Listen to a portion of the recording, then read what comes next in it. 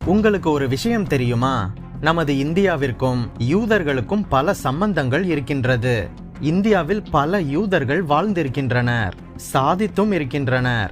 இந்தியாவிற்கு பல உதவிகளையும் செய்திருக்கின்றனர். நம் நாட்டில் இருக்கும் பேங்க் ஆஃப் இந்தியா ஒரு யூதன் ஆரம்பித்த வங்கி. சிலரின் உதவியோடு சென்ட்ரல் பேங்க் ஆஃப் இந்தியாவும் கூட ஒரு யூதரினால் ஆரம்பிக்கப்பட்டது. நம் நாட்டின் மதிப்பிற்குரிய பத்மஸ்ரீ விருது 4 யூதர்களுக்கு வழங்கப்பட்டிருக்கின்றது. ஒரு யூதர் இந்தியன் ஆர்மி ஜெனரலாக இருந்திருக்கின்றார்.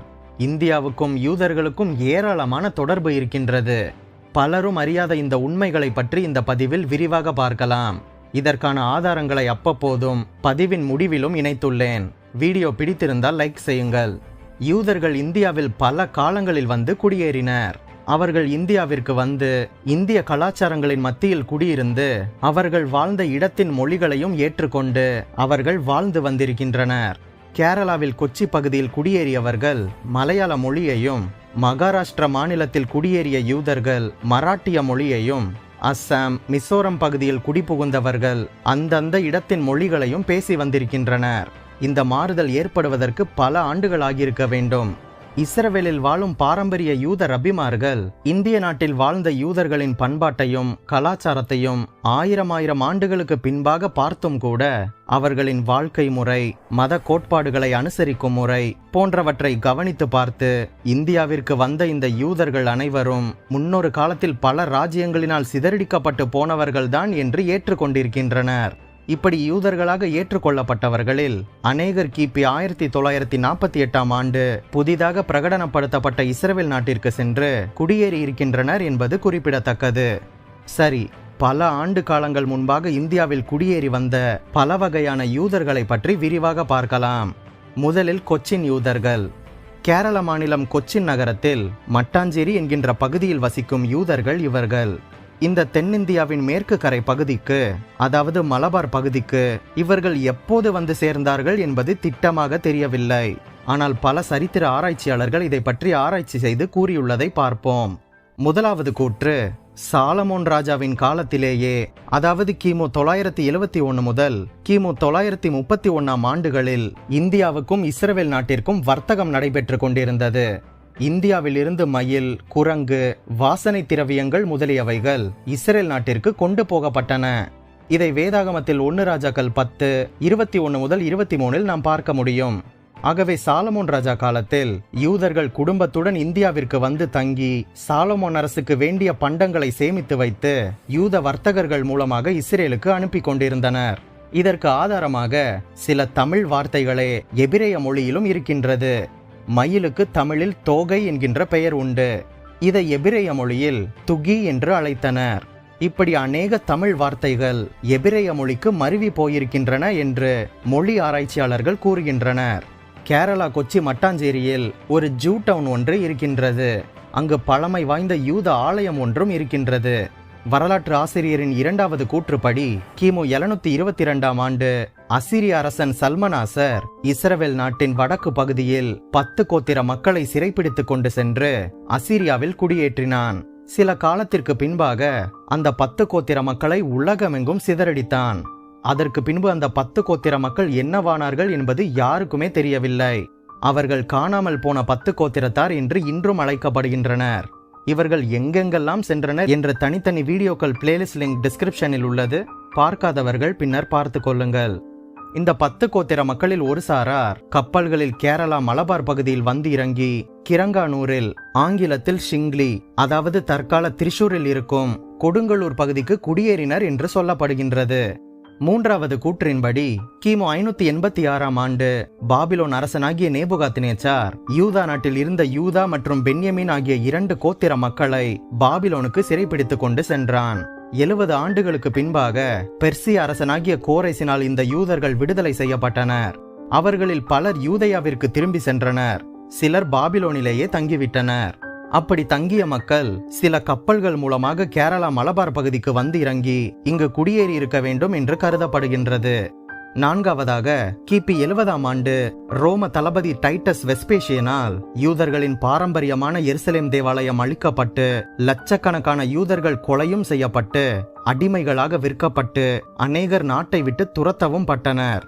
அந்த சமயத்தில் தோராயமாக 10,000 யூதர்கள் கேரளா, மலபார், கொச்சின் கடற்கரை ஊர்களில் வந்து தஞ்சம் புகுந்து குடியேறினர். ஆக யூதர்கள் இந்தியாவின் கேரளா பகுதியில், குறிப்பாக கிரங்கானூர், பண்டாரினி, எலிமலா, கள்ளிக்கோட்டை, காஞ்சரக்கா, குயிலான் முதலிய நகரங்களிலும் அவைகளின் சுற்றுப்புறங்களிலும் யூத குடியேற்றங்கள் ஏற்பட்டன. இதற்கு ஆதாரங்களும் இருக்கின்றது. அடுத்ததாக இந்தியாவில் சாதனை படைத்த சில யூதர்களை பற்றி விரிவாக பார்க்கலாம். முதலில் ஜோசப் ரப்பான். கிபி 4ஆம் நூற்றாண்டில் தென்னிந்தியாவின் மேற்கு கரை பகுதியில், பம்பாய் நகரை சுற்றியுள்ள பகுதியில் பெனி இஸ்ரேல் என்று அழைக்கப்படுகின்ற யூதர்களும், கேரளாவின் மலபார் பகுதியிலும் பெருமளவில் யூதர்கள் குடியிருந்தனர். இவர்களில் மலபார் பகுதியில் வாழ்ந்த யூதர்களில் ஜோசப் ரப்பான் என்கின்ற யூதர் 4ஆம் நூற்றாண்டில் மலபாரை ஆட்சி செய்து வந்த ஜாமோரின் என்கின்ற பட்டத்தை வகித்த மலபார் சக்கரவர்த்தி ஸ்ரீ பாஸ்கர ரவிவர்மா என்பவரின் நன்மதிப்பை பெற்றார். இந்த யூதராகிய ஜோசப் ரப்பானின் சேவையை பாராட்டி இந்த ஜாமோரின் ஸ்ரீபாஸ்கர ரவிவர்மா கிரங்கனூரையும் அதை சுற்றியிருந்த அஞ்சுவண்ணம் என்கின்ற பகுதிக்கு அவரை கிபி 379ஆம் ஆண்டு சிற்றரசராக நியமிக்கவும் செய்தார். இதை உறுதிப்படுத்த 2 செப்பு தகடுகளில் சாசனமும் எழுதி கொடுத்தார். அதன்படி ஜோசப் ரப்பானும் அவருடைய சந்ததியாரும் பூமியும் சந்திரனும் இருக்கும் மட்டும் தலைமுறை தலைமுறையாக ராஜ மரியாதையுடன் பரிவாரங்களுடன் யானையின் மேல் பவனி வரவும் அவர் சலுகை கொடுத்தார். எனவே கிபி 4ஆம் நூற்றாண்டு முதல் கிபி 15ஆம் நூற்றாண்டு வரை கிரங்கனூரில் ஒரு சிறிய யூத ராஜ்யமே செயல்பட்டு வந்தது. இதை பற்றி 14ஆம் நூற்றாண்டில் வாழ்ந்த யூத ரபியும் புலவரும் பல நாடுகளை சுற்றி பார்த்து வந்தவருமான ரபி நிசீம் என்பவர் ஒரு பாடலையே பாடியிருக்கின்றார் என்பது குறிப்பிடத்தக்கது. இந்த ஜோசப் ரப்பானின் காலத்தில் மலபார் பகுதியில் 80,000 யூதர்கள் வசித்து வந்ததாக சில சரித்திர ஆசிரியர்கள் கூறியிருக்கின்றனர். அதன் பின்பு கிபி 1565ஆம் ஆண்டு மலபாரில் வசித்த யூதர்கள் மேலை நாட்டு டச்சுக்காரர்களுக்கு சாதகமாக செயல்பட்டார்கள் என்று கூறி போர்ச்சுகீசியர்கள் யூதர்களின் குடியிருப்புகளை தீக்கரையாக்கி யூதர்களின் வீடுகளையும் குடியிருப்புகளையும் நாசப்படுத்தினர். இதன் காரணமாக யூதர்கள் பல பக்கமாக சிதறி ஓடினர் என்று வரலாறு இருக்கின்றது. அடுத்ததாக டேவிட் ரஹாபி. இந்த ரஹாபி குடும்பத்தினர் சீரியாவில் இருக்கும் அலப்போ நகரிலிருந்து கொச்சி நகருக்கு கிபி 1646ஆம் ஆண்டு குடிபெயர்ந்து வந்தனர். சீக்கிரமாகவே இந்த டேவிட் ரஹாபி பிரபல வர்த்தகராகவும் மேற்கு நாடுகளின் கிழக்கிந்திய நிறுவனங்களுக்கும் கொச்சி மகாராஜாவுக்கும் அரசாங்கத்துக்கும் இடைத்தரகராக செயல்பட்டார். கொச்சி சமஸ்தானத்தில் இவருக்கு தனி மதிப்பு இருந்ததாம். நல்ல மரியாதையும் கொடுக்கப்பட்டதாம். அடுத்ததாக எசேக்கியேல் ரஹாபி. இவர் ஒரு பிரபல வர்த்தகருக்கு மலபார் யூனியன் சரித்திரத்தை பற்றி எழுதிய கடிதம் ஒன்று இன்றும் கூட பாதுகாத்து வைக்கப்பட்டிருக்கின்றது.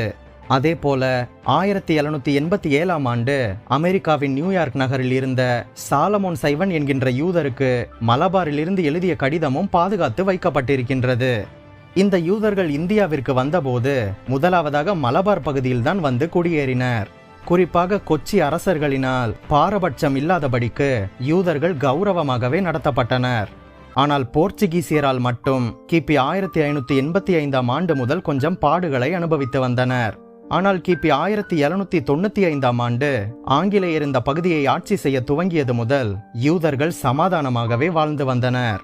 கிபி 1948ஆம் ஆண்டு இஸ்ரேல் நாடு பிரகடனப்படுத்தப்பட்ட பின்பு மலபார் மற்றும் கொச்சின் பகுதிகளில் வசித்து வந்த யூதர்களும் இன்னும் உலகத்தில் அநேக நாடுகளில் வசித்து வந்த யூதர்களும் வேதாகமத்தில் கிமு 785இல் ஓசியா 1:11 அப்பொழுது யூத புத்திரரும் இஸ்ரேல் புத்திரரும் ஏகமாக கூட்டப்பட்டு தங்களுக்கு ஒரே அதிபதியை ஏற்படுத்தி தேசத்திலிருந்து புறப்பட்டு வருவார்கள் என்று முன்னுரைக்கப்பட்ட தீர்க்க தரிசனம் நிறைவேறத்தக்கதாக தங்கள் மூதாதையருக்கு ஆண்டவர் வாக்குத்தத்தம் பண்ணிய நாட்டில் அவர்கள் போய் சேர உந்தப்பட்டு பல யூதர்கள் இந்திய நாட்டை விட்டுவிட்டு இஸ்ரேல் நாட்டிற்கு சென்று குடியேறிவிட்டனர். இரண்டாவதாக கொச்சி மற்றும் மலபாரில் வாழ்ந்த யூதரும் நீலகிரியில் வாழும் தொதுவரும் படகரும். நீலகிரியில் வாழும் தொதுவர்கள் மற்றும் படகர்கள் என்போரின் மூதாதையருக்கு கொச்சி மலபாரில் இருந்த யூதர்களோடு தொடர்பு இருந்திருக்கலாம் என்று வரலாற்று ஆய்வாளர்களால் நம்பப்படுகின்றது. நீலகிரியில் வாழும் படகர்கள் இன்றும் கூட பின்பற்றி வருகின்ற கரு உரசுவது என்கின்ற சடங்கு வேதாகமத்தில் லேவியராகமம் 16:20 முதல் 22ஆம் வசனங்களில் குறிப்பிடப்பட்டிருக்கின்ற போக்காடு என்கின்ற நியமனத்திற்கு ஒத்து போகின்றது. இந்த ஒற்றுமை நம்மை வியக்க செய்கின்றதல்லவா? மூன்றாவதாக இந்தியாவில் பாம்பேயில் இருந்த பெனி இஸ்ரேல் என்கின்ற யூதர்கள். பிரிட்டிஷ் கிழக்கிந்திய கம்பெனி கிபி 1750ஆம் ஆண்டு தங்கள் தலைமையை சூரத்திலிருந்து பம்பாய்க்கு மாற்றியது. அது முதல் கிராமப்புறங்களில் வசித்த பெனி இஸ்ரேலிய யூதர்கள் சிறுக சிறுக இந்த கடற்கரை நகரத்தில் வந்து வசிக்க துவங்கினர். கிழக்கிந்திய கம்பெனியின் இராணுவத்திலும் கூட பெனி இஸ்ரேலிய பிரிவு என்று ஒன்று ஏற்படுத்தப்பட்டு அதில் அநேக யூத வாலிபர்கள் சேர்ந்து இராணுவத்தின் பெரிய பதவிகளுக்கும் உயர்த்தப்பட்டனர். கிபி 1836ஆம் ஆண்டு வில்சன் என்கின்ற ஸ்காட்லாண்டை சேர்ந்த மிஷனரி எடுத்த மக்கள் தொகை கணக்கின்படி கொலாபா மாவட்டத்திலும் பம்பாய் நகரிலும் 8000 பெனி இஸ்ரேலிய யூதர்கள் குடியிருந்ததாக தெரிகின்றது. நான்காவதாக முகலாய சக்கரவர்த்திகளின் அரச சபையில் பணிபுரிந்த யூதர்கள். பெர்சியா நாட்டிற்கும் இந்தியாவிற்கும் முகலாயர்களின் காலத்தில் அதிக வர்த்தக தொடர்பு இருந்தபடியினால் அவர்களுக்கு மொழிபெயர்ப்பாளர்கள் அதிகமாக தேவைப்பட்டனர். யூதர்களில் அநேகர் இரு மொழிகளிலும் வல்லுநர்களாக இருந்தபடியினால் முகலாய சக்கரவர்த்திகளின் அரசவையில் அநேக யூதர்கள் செல்வாக்குடையவர்களாக அமர்ந்திருந்தனர். ஐந்தாவதாக பாக்தாத் யூதர்கள். சிரியாவில் இருந்தும் ஈராக் நாட்டிலிருந்தும் வந்த அரபு மொழி பேசும் யூதர்கள் இந்தியாவிற்கு வந்து அவர்கள் வர்த்தகர்களாகவும் செல்வாக்கு படைத்தவர்களுமாக இருந்தனர். இந்த யூதர்கள் பம்பாய், கல்கத்தா, ரங்கூன் முதலிய நகரங்களில் குடியேறி தங்களது வர்த்தகத்தை நடத்தி வந்தனர். குறிப்பாக பாம்பேயில் பாக்தாத்திய யூதர்களில் பிரபலமானவர்கள் டேவிட் சசுன் குடும்பத்தை சேர்ந்தவர்கள். இவர்கள் பஞ்சு ஏற்றுமதியிலிருந்து நூல் மற்றும் நெசவு தொழிலில் ஈடுபட்டு பம்பாயிலும் பூனாவிலும் அநேக துணி செய்யும் மில்களை ஆரம்பித்து நடத்தி வந்து பெரும் செல்வந்தர்களாகவும் மதிப்பிற்குரியவர்களாகவும் விளங்கியுள்ளனர். இந்த டேவிட் சூசனின் 8 ஆண் மக்களில் 7 பேர் இங்கிலாந்தில் போய் குடியேறிவிட்டனர். ஆனால் கடைசி மகன் மட்டும் இந்தியாவிலேயே இருந்து மில் தொழிற்சாலைகளையும் மற்ற வர்த்தகத்தையும் கவனித்து வந்திருக்கின்றார். உங்களுக்கு ஒரு விஷயம் தெரியுமா? நமது இந்தியாவில் இப்போது இருக்கும் பேங்க் ஆஃப் இந்தியா என்கின்ற வங்கி இவர் ஆரம்பித்ததுதான். அந்த காலத்தில் பேங்க் ஆஃப் இந்தியா வங்கியில் பெரும்பாலான யூதர்கள் தான் ஊழியர்களாக நியமிக்கப்பட்டிருக்கின்றனர். ஆறாவதாக கல்கத்தாவில் யூதர்கள். 19ஆம் நூற்றாண்டின் துவக்கத்தில் ஷலோம் ஓடியா ஹோகேன் என்கின்ற யூதன் இந்தியாவின் கல்கத்தாவிற்கு வந்து சேர்ந்தார். அவர் தன்னுடைய வர்த்தகத்தை விஸ்தாரித்து கல்கத்தா அயோத்தியின் நவாபுக்கு விலையுயர்ந்த மாணிக்க கற்கள், நகைகள், அரேபிய குதிரைகள் மற்றும் மிக அரிய பொருட்களை கொடுத்து வந்தாராம். அடுத்தது கல்கத்தாவில் யூதரான டேவிட் எஸ்ரா என்பவர் பிரிட்டிஷ் அரசாங்கத்தினால் சார் என்கின்ற கௌரவ பட்டம் அளிக்கப்பட்டு கௌரவிக்கப்பட்டார். 1948ஆம் ஆண்டு இஸ்ரேல் நாடு பிரகடனப்படுத்தப்பட்ட பின்பு கல்கத்தாவில் வசித்த யூதர்களில் அநேகர் திரும்பவும் இஸ்ரேல் நாட்டிற்கே குடிபெயர்ந்து விட்டனர். 1996ஆம் ஆண்டு கணக்கின்படி கல்கத்தாவில் வசித்த யூதர்கள் 250 பேர் மட்டுமே. பேங்க் ஆஃப் இந்தியாவை ஆரம்பித்த டேவிட் சசுனின் உறவினர் ஒருவர் இந்த சசுன் குடும்பத்தை சேர்ந்தவர் சிலரின் ஒத்துழைப்போடு நமது இந்தியாவின் சென்ட்ரல் பேங்க் ஆஃப் இந்தியாவையும் ஸ்தாபித்தார் என்பது குறிப்பிடத்தக்கது. அடுத்ததாக இந்தியாவில் பத்மஸ்ரீ விருது பெற்ற யூதர்களை பற்றி பார்ப்போம். இந்தியா சுதந்திரம் பெற்ற பின்பு சிறந்த தேசிய சேவைக்காக பத்மஸ்ரீ விருது வழங்கப்படுவது நமக்கு தெரியும். இந்தியாவின் முழு ஜனத்தொகையோடு ஒப்பிடும்போது யூதர்களின் ஜனத்தொகை மிக மிக சொற்பம். அப்படி இருந்தாலும் கூட 4 யூதர்கள் இந்த விருதை பெற்றிருக்கின்றனர் என்பதை நாம் பார்க்கும்போது இந்தியாவிற்கு அவர்கள் எவ்வளவு தன்னலமற்ற சேவையை செய்திருக்கின்றனர் என்பது விளங்குகின்றதல்லவா? இந்திய அரசாங்கம் அவர்களுடைய தன்னலமற்ற சேவையை மதித்து பத்மஸ்ரீ விருதை அவர்களுக்கு வழங்கி அவர்களை கௌரவித்திருக்கின்றது. முதலாவதாக டாக்டர் செல்வி ஜெர்ஷா ஜிராத். இந்த பெண் மருத்துவத்தில் உலக புகழை பெற்றவர். இவருடைய தன்னலமற்ற சேவையை பாராட்டி 1966ஆம் ஆண்டு இந்திய அரசாங்கம் பத்மஸ்ரீ விருதை இவருக்கு வழங்கியது. இரண்டாவதாக டேவிட் ஆபிரகாம். யூதரான இவர் புகழ்பெற்ற திரைப்பட நடிகரும் விளையாட்டு வீரருமாக இருந்தவர். இவருக்கு 1969ஆம் ஆண்டு பத்மஸ்ரீ பட்டம் கொடுக்கப்பட்டது. அடுத்ததாக எஸ்ரா மிர். யூதரான இவர் பிரபலமான திரைப்பட இயக்குனர். இவர் இயக்கிய திரைப்படங்களின் தரத்தை உணர்ந்த இந்திய அரசாங்கம் இவருக்கு 1970ஆம் ஆண்டு பத்மஸ்ரீ பட்டத்தை வழங்கியது. நான்காவதாக எசேக்கியல் நிசிம். யூதரான இவர் மும்பை பல்கலைக்கழகத்தில் அமெரிக்க இலக்கியத்தில் விரிவுரையாளராக பணியாற்றினார். இவருடைய தன்னலமற்ற சேவையை பாராட்டி இந்திய அரசாங்கம் இவருக்கு பத்மஸ்ரீ பட்டத்தை வழங்கி இவரை கௌரவித்தது. அடுத்ததாக ஒரு ஸ்பெஷல் மென்ஷன், வால்டேமார் மொர்தகாய் ஹாஃப்கின். 1860ஆம் ஆண்டு இந்த யூதரான மொர்தேகாய் என்பவர் சாதாரணமான யூத குடும்பத்தில் பிறந்தார். 1884ஆம் ஆண்டு விஞ்ஞானத்தில் டாக்டர் பட்டம் பெற்றார். 1892ஆம் ஆண்டு காலரா நோய் ஐரோப்பா கண்டம் முழுவதும் பரவியது. அந்த சமயம் இவர்தான் தனது ஆராய்ச்சியின் மூலம் காலரா நோய்க்கு தடுப்பூசி மருந்து கண்டுபிடித்து அந்த நோயை ஒழித்து கட்டினார். 1893 இந்தியாவில் காலரா நோய் பரவிய பொழுதும் கூட அப்பொழுது இந்திய நாட்டின் ராஜ பிரதிநிதியாக பதவி வகித்த லார்ட் டுஃபரின் என்பவர் இந்த மொர்தெகாயை இந்தியாவிற்கு வரும்படி வருந்தி அழைத்தார். 1893 கல்கத்தா நகரை இவர் அடைந்து 2 இந்திய மருத்துவர்களோடு சேர்ந்து ஒரு சிறிய ஆய்வுக்கூடம் அமைத்து காலரா நோய் பரவிய இடங்களுக்கெல்லாம் சென்று ஊசி மருந்து உபயோகித்து நோயை கட்டுப்படுத்தினார். ஒன்று தெரியுமா, இவர் சம்பளம் இல்லாமல் இலவசமாக இந்த ஊழியத்தை செய்தார் என்பது குறிப்பிடத்தக்கது. அடுத்ததாக 1896 பாம்பேயில் பிளேக் நோய் வந்து ஜனங்கள் நகரத்தை விட்டு ஓட்டம் பிடித்தனர். மீண்டும் இந்திய அரசாங்கம் இந்த மொர்தெகாயை உதவுமாறு கேட்டுக்கொண்டது. அவர் பாம்பேக்கு சென்று சிறு ஆய்வுக்கூடத்தை அமைத்து 3 மாதங்களில் இந்த பிளேக் நோயை கட்டுப்படுத்தி ஊசி மருந்தையும் கண்டுபிடித்து இந்த நோயை கட்டுப்படுத்தினார். இந்த யூதரின் அரிய சேவையை பாராட்டி விக்டோரியா மகாராணியார் இவருக்கு CIE companion of the order of the Indian empire என்கின்ற பட்டத்தை அளித்து கௌரவித்தார். 1925 இவர் மிக பெரிய அளவில் ஆரம்பித்த பிளேக் ஆராய்ச்சி ஆய்வு கூடம் அவரை கௌரவிக்கும் வகையில் ஹாப்கின் இன்ஸ்டிடியூட் என்றும் மாற்றப்பட்டது. 1964 இந்திய அரசாங்கம் இந்த யூதரை கௌரவிக்கும் வகையில் அவர் பிறந்த 104வது வருட விழாவன்று அவர் படம் போட்ட தபால் தலையை வெளியிட்டது என்பது குறிப்பிடத்தக்கது.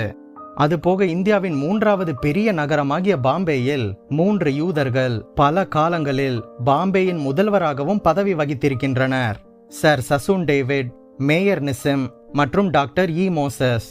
அதுபோக பங்களாதேஷ் விடுதலை போராட்ட சமயத்தில் இந்திய ராணுவத்தின் கிழக்கு பகுதிக்கு ராணுவ தளபதியாக லியூட்டினன்ட் ஜெனரல் JFR ஜேக்கப் என்கின்ற யூதரும் இந்தியன் ஆர்மியில் பதவி வகித்திருக்கின்றார். இதை கருத்தில் கொண்டு 1998 இந்தியாவை ஆள பதவியேற்ற BJP கூட்டணி புதிதாக மாநிலங்களுக்கு ஆளுநர்களை நியமித்த போது ஓய்வு பெற்ற இந்த யூதராகிய JFR ஜேக்கபை கோவா யூனியன் பிரதேசத்தின் ஆளுநராக நியமித்தது. 2ஆம் உலக மகா யுத்தத்தின் போது ஜெர்மனியில் ஹிட்லர் யூதர்களை படுகொலை செய்த போது ஜெர்மனி, ரஷ்யா மற்றும் ஐரோப்பிய நாடுகளிலிருந்து இந்தியாவிற்குள் பல யூதர்கள் தஞ்சம் புகுந்தனர். ஆனால் யுத்தம் முடிந்து இஸ்ரேல் நாடு பிரகடனப்படுத்தப்பட்ட போது பல மக்கள் இஸ்ரேல் நாட்டிற்கே சென்று குடியேறிவிட்டனர். மற்றும் இந்தியாவின் மணிப்பூர், மிசோரம், அஸ்ஸாம், சிட்டாங் மலை பிரதேசங்களில் வசிக்கும் சின்குக்கி மலைவாசிகள் போன்றவர்கள் இவர்களில் பலர் தங்களை இஸ்ரவேலின் மனாசே கோத்திரத்தாரின் சந்ததியார் என்று கூறுகின்றனர். அசிரிய மன்னன் இஸ்ரவேல் ஜனங்களை துரத்தி அடித்த போது இவர்கள் இங்கு வந்து ஆயிரக்கணக்கான ஆண்டுகளாக வசித்து வந்ததாக கூறுகின்றனர். அதன் பின்பு அவர்களுக்கு யூத குடியுரிமை கொடுக்கப்பட்டது. 1994 ஏப்ரல் மாதம் 130 பேரை இஸ்ரவேல் தேசத்திற்கே மீண்டும் சென்றனர் என்று செய்திகள் வந்தது என்பது குறிப்பிடத்தக்கது. கடைசியாக காஷ்மீர் யூதர்கள். காஷ்மீரில் உள்ள சில ஜனங்களின் ஊர், பெயர்கள், மொழி, நடை, உடை, பாவனைகள் எல்லாம் அதிகமாக யூத ஜனங்களுடைய பெயர்கள், பழக்க வழக்கங்களை ஒத்தே இருக்கின்றது என்று ஆராய்ச்சியாளர்கள் கூறுகின்றனர். இப்போது பாகிஸ்தானுக்கு போய்விட்ட டாக்ஸில்லா மாவட்டத்தில் உள்ள சிர்காப் என்கின்ற ஊரில் இயேசு கிறிஸ்து வாழ்ந்த காலத்தில் பேசி வந்த மொழியாகிய அராமிக் மொழியில் ஒரு கல்வெட்டு அங்கு கண்டுபிடிக்கப்பட்டுள்ளது. இதை வைத்து பார்க்க போனால் இந்த பகுதி மக்களுக்கும் யூதர்களுக்கும் நெருங்கிய சம்பந்தம் இருக்கின்றது என்பது தெரிய வந்திருக்கின்றது. இப்படியாக இந்தியாவில் யூதர்கள் மிக மிக சிறுபான்மையினராக இருந்தாலும் கூட யூதர்கள் இந்திய நாட்டை தங்களது சொந்த நாடாக கருதி இந்திய நாட்டின் மேம்பாட்டுக்கு தங்களது உழைப்பையும் செல்வத்தையும் தங்களது அறிவையும் ஞானத்தையும் செலவு செய்திருக்கின்றனர். பலர் தங்களது தன்னலமற்ற சேவைக்காக இந்திய அரசாங்கமே அவர்களை கௌரவித்திருக்கின்றது. இவைகளை நாம் அறிந்து கொள்ளும் போது வேதாகமத்தில் மீக 5:7 கொடுக்கப்பட்ட வாக்குத்தத்தம் எவ்வளவு உண்மையாக இருக்கின்றது. கிமு 710 மீக 5:7 யாக்கோபிலே மீதியானவர்கள் கர்த்தராலே வருகின்ற பணியைப் போலவும் மனுஷருக்கு காத்திராமலும் மனுபுத்திரருக்கு தாமதியாமலும் பூண்டுகள் மேல் வருகின்ற மலைகளைப் போலவும் அநேக ஜனங்களின் நடுவிலே இருப்பார்கள் என்கின்ற வாக்குத்தத்தம் எவ்வளவு உண்மையாக இருக்கின்றது. கர்த்தருடைய வார்த்தைகள் எவ்வளவு தெளிவாகவும் உண்மையாகவும் இருக்கின்றது. இவர்கள் பணியைப் போல கண்ணுக்கு தெரியாமல் உலகம் முழுவதும் பரவி இருப்பார்கள் என்றும் பூண்டுகளின் மேல் வருகின்ற மழையைப் போல இவர்கள் ஆசீர்வாதமாக இருப்பார்கள் என்று செப்பனியா 3:19-20 வசனங்களிலும் நாம் பார்க்க முடியும். பார்த்தீர்களா? இந்தியாவிற்கும் யூதர்களுக்கும் பல சம்பந்தம் இருக்கின்றது. இந்திய நாட்டின் வளர்ச்சிக்காக யூதர்கள் பாடுபட்டிருக்கின்றனர், உழைத்திருக்கின்றனர், குறிப்பாக தங்களது வாழ்க்கையையே அர்ப்பணித்திருக்கின்றனர். இந்த இஸ்ரேல் நாட்டுக்காக ஜெபிப்போம், யூதர்களுக்காக ஜெபிப்போம். என்ன இருந்தாலும் அவர்கள் தேவனால் தெரிந்தெடுக்கப்பட்ட ஜனங்கள். அவர்கள் ஆசீர்வதிக்கப்பட்டவர்கள். அதே போல கிறிஸ்து இயேசு மூலமாக நாமும் கூட ஆசீர்வதிக்கப்பட்டவர்கள்தான். இந்த பதிவில் பலரும் அறியாத பல உண்மைகளை உங்களிடம் கொண்டு வந்து சேர்த்திருக்கின்றேன் என்று நம்புகின்றேன். பலருக்கு ஷேர் செய்யுங்கள். நீங்கள் ஆசீர்வதிக்கப்பட்டவர்கள். யூதர் ஏன் இயேசுவை ஏற்றுக்கொள்ளவில்லை என்கின்ற வீடியோ லிங்க் டிஸ்கிரிப்ஷனில் உள்ளது. பார்க்காதவர்கள் பார்த்து கொள்ளுங்கள்.